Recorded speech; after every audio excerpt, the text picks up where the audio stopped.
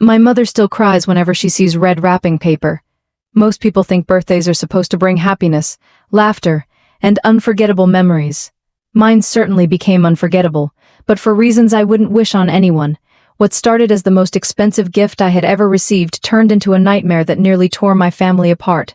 And the worst part? The person who gave it to me sat at my dinner table for years, smiling like nothing had happened.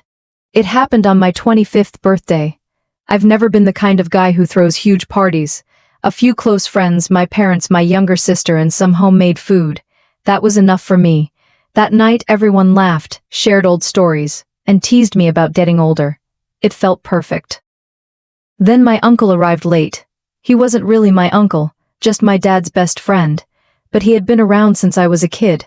He walked in carrying a massive gift box wrapped in shiny red paper. Everyone stared. "Open mine last," he said, grinning. The entire room burst into laughter. When the party was almost over, I finally opened it. Inside was a brand new laptop, far beyond anything I could afford. I couldn't believe it. My mother looked shocked. My father asked, "Are you sure about this?" He laughed and slapped my shoulder. "Come on, it's his birthday." I hugged him. At that moment, I thought I was the luckiest person alive.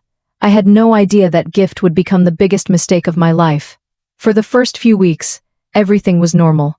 Then strange things started happening. Someone logged into my social media accounts. My bank app showed failed login attempts. Private photos disappeared from my phone. At first I blamed hackers. I changed my passwords. I reset everything. But somehow, whoever it was always found a way back in. One night, around 2 in the morning, my phone rang. Unknown number. Half asleep, I answered. A man's voice whispered, "You should have never accepted the gift." I sat straight up. "Who is this?" Silence. Then the call ended. I barely slept that night. The next morning, I told my parents. My dad laughed nervously and said it was probably a prank. But my mother looked worried. I'm really worried. The calls didn't stop. Every few days, the same voice would call. Sometimes he laughed. Sometimes he said nothing. Sometimes he repeated the same sentence. "Give it back before it's too late."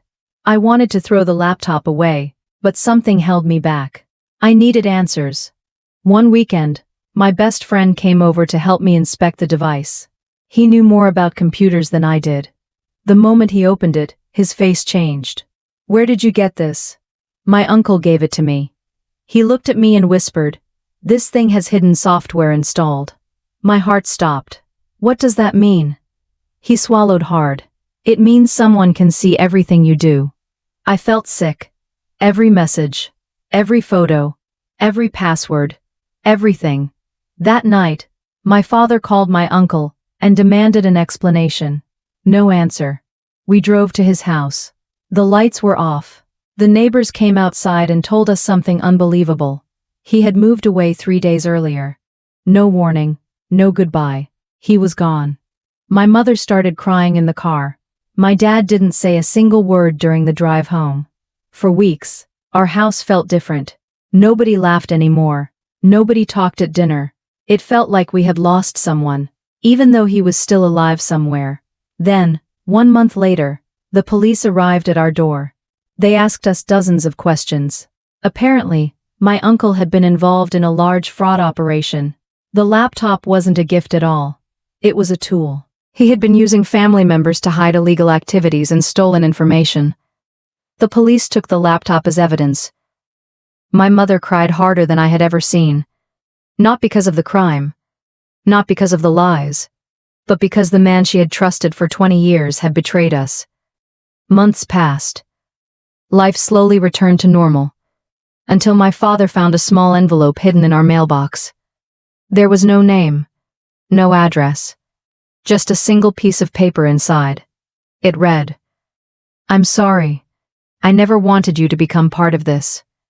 There was no signature. There didn't need to be one. To this day, we still don't know where he is. My father refuses to talk about him. My mother still keeps his old photographs in a drawer she never opens. And every year, when my birthday comes around, and someone hands me a gift wrapped in red paper, I smile. I say thank you.